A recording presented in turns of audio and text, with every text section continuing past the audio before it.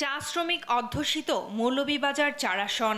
আসনটি পুনরুদ্ধারে মরিয়া বিএনপি। নতুন উদ্যমে মাঠে নেমেছেন তারা। ২ উপজেলার ১৮টি ইউনিয়ন ও ২টি পৌরসভা নিয়ে গঠিত এ আসনের আয়তন প্রায় ৮৫১ বর্গ কিলোমিটার।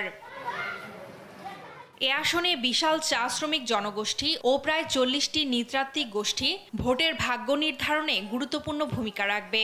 ভোটাররা বলছেন যোগ্য প্রার্থীকেই নির্বাচিত করবেন তারা।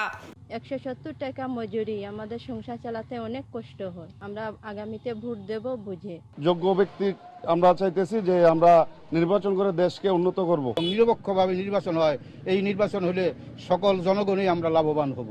এমন একটা প্রার্থীকে চাই চা শ্রমিক আমাদের সুখে দুঃখে পাশে যেন থাকে। সুযোগ হয়েছে, আমরা বালা সৎ ব্যক্তি দেখে আমরা ভোট দিব। এমন প্রার্থীকে চুজ করব যে চা বাগানের মানুষকে নিয়ে কাজ করবে, পর্যটন এলাকার উন্নয়ন নিয়ে কাজ করবে। জনগণ তাদের অধিকার ফিরে পাবে এরকম প্রার্থী আমরা চাই। বিএনপি থেকে মনোনয়ন পেয়েছেন দলটির জাতীয় নির্বাহী কমিটির সদস্য মোহাম্মদ মুজিবুর রহমান চৌধুরী।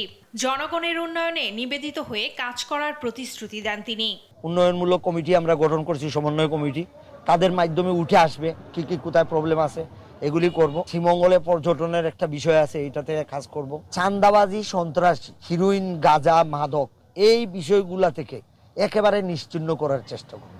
তবে এ আসনে হ্যাভিওয়েট প্রার্থী শ্রীমঙ্গল পৌরসভার সাবেক মেয়র শিল্পপতি মোহাম্মদ মহসিন মিয়া মধু দলীয় স্বতন্ত্র প্রার্থী হিসেবে ভোট যুদ্ধে নামার প্রস্তুতি নিচ্ছেন।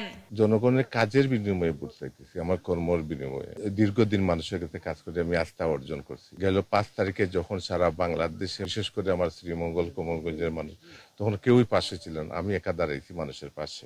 এদিকে মাঠে সক্রিয় জামাত ও নবগঠিত এনসিপিও।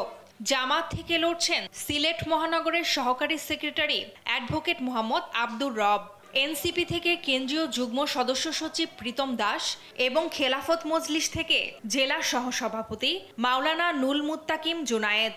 বৈষম্য মুক্ত একটি সমাজ ব্যবস্থা কায়েম করা, যেখানে কোনো জুলুম থাকবে না, অন্যায় অবিচার থাকবে না, সাধারণ জনগণ নির্যাতিত হবে না, নিষ্পেষিত হবে না, চা শ্রমিক জনগোষ্ঠী ভাতা, রেশন এগুলা তারা পাচ্ছে না, অত্যন্ত মানবেতর জীবনযাপন করছে। প্রান্তিক জনগোষ্ঠীর এই সমস্ত সমস্যার সমাধানের লক্ষ্যে খেলাফত মজলিস কাজ করছে। আমি নির্বাচিত হলে এই পর্যটন অঞ্চলকে সমৃদ্ধ করব, তরুণদের বেকার সমস্যা সেটা দূর করার জন্য কাজ করব এবং এখানে বিভিন্ন সম্প্রদায় এবং জনগোষ্ঠীর যে চাওয়া সেই চাওয়াগুলো পূরণ করব। রাজনৈতিক পালাবদলের এই সময়েই মৌলভীবাজার ৪ আসনে ভোটযুদ্ধ জমে উঠেছে। ফারজানা আফরোজ টুম্পা, নিউজ ডেস্ক, দেশ টিভি।